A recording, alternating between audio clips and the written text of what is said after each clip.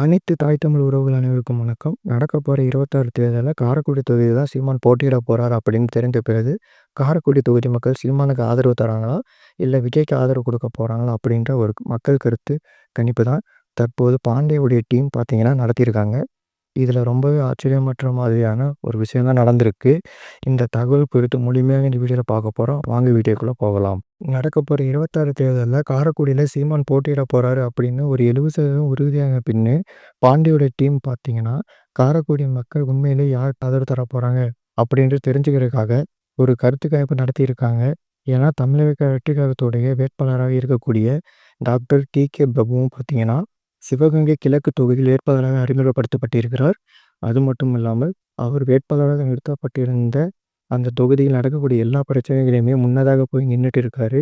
அது மட்டும் அல்லாமல், அந்த தொகுதியில் என்னென்ன தேவைகளோ, அதை மக்களிடம் கேட்டறிந்து, ஒரு மக்கள் பிரதிநிதியாக தன்னை காட்டிக்கணும் அப்படின்றதுக்காக பல்வேறு விஷயங்கள பண்ணிட்டு வந்துட்டு இருக்காரு அப்படின்னே சொல்லலாம்.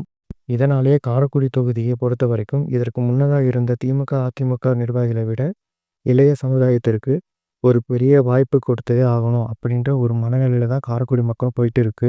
இப்படி இருக்கும்போது டாக்டர் டி.கே. பிரபுவுக்கு சரி அண்ணன் சீமான் அவர்களுக்கும் பெரிய போட்டி போயிட்டு இருக்குன்னு அப்படின்னே சொல்லலாம். என்னதான் விஜய்க்கு அரசியல் அனுபவம் இல்லை அப்படின்னாலும், அவரை தற்கொலை அப்படின்னு கலாச்சாரம் பெரும்பாலான மக்கள் பார்த்தீங்கன்னா, ஒரு புதிதாக ஒரு கட்சி வந்திருக்கு. அது வாய்ப்பு கொடுத்து பார்க்கணும் அப்படின்ற ஒரு மனநிலையில தான் விஜய்க்கு வாக்களிக்கணும் அப்படின்னு நினைக்கிறாங்க.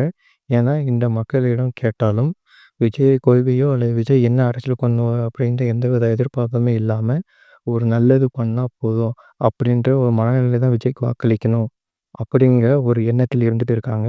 இப்படி இருக்கும்போது ஒரு 13 ஆண்டுகளுக்கு மேலாக சீமான் அவர்கள் தற்போது களத்தில் நின்னுட்டு இருக்காரு.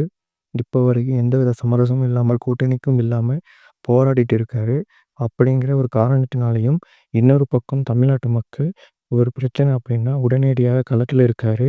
ஒரு மக்களின் குரலாக, மக்களின் பிரதிநிதியாகவும் தமிழ்நாட்டு அரசியல்ல இருக்காரு. அப்படின்ற காரணத்தினால ஒரு 60% மக்கள் பார்த்தீங்கன்னா, காரைக்குடியில இருக்கவங்க சீமானுக்கு வாக்களிக்கணும் அப்படின்ற ஒரு எண்ணத்தில் இருக்காங்க. இன்னும் ஒரு மாதத்திற்கு உள்ளாக நிச்சயமாக எந்த தொகுதியில் சீமான் அவர்கள் நிற்கப் போறாரு அப்படின்றது தெரிய வந்துரும். ஏன்னா, பிப்ரவரி மாதம் நடக்கப் போற பொதுக்கூட்டத்தில் 234 தொகுதிக்குரிய வேட்பாளர்களை ஒரே மேடையில் சீமான் அவர்கள் அறிமுகப்படுத்தப் போறாரு. அந்த கூட்டத்திலேயே சீமான் எந்த தொகுதியில் நிற்கப் போறார் அப்படின்றதும் தெரிய வரும். காரைக்குடியில் நிற்கப் போறாரு சீமான் அப்படின்னு தெரிஞ்ச பிறகு, தமிழ்நாட்டு மக்கள் அனைவருமே பார்த்தீங்கன்னா, காரைக்குடியில சீமானுக்கு எந்த அளவுக்கு ஆதரவு இருக்கு அப்படின்னு தெரிஞ்சுக்கிறதுக்காக ரொம்பவே எதிர்பார்ப்போடு இருக்காங்க அப்படின்னே சொல்லலாம். அந்த மாதிரி எதிர்பார்ப்போடு இருக்க மக்கள் இந்த வீடியோ கீழே கமெண்ட் மக்கள் கருத்து வேண்டும் அப்படின்னு போட்டிங்கன்னா, எங்களுடைய டீம் டைரக்டாக காரைக்குடிக்கு சென்று அந்த இடத்துல மக்கள் கருத்து கணிப்பை எடுத்து போடுறதுக்கு தயாராக இருக்காங்க.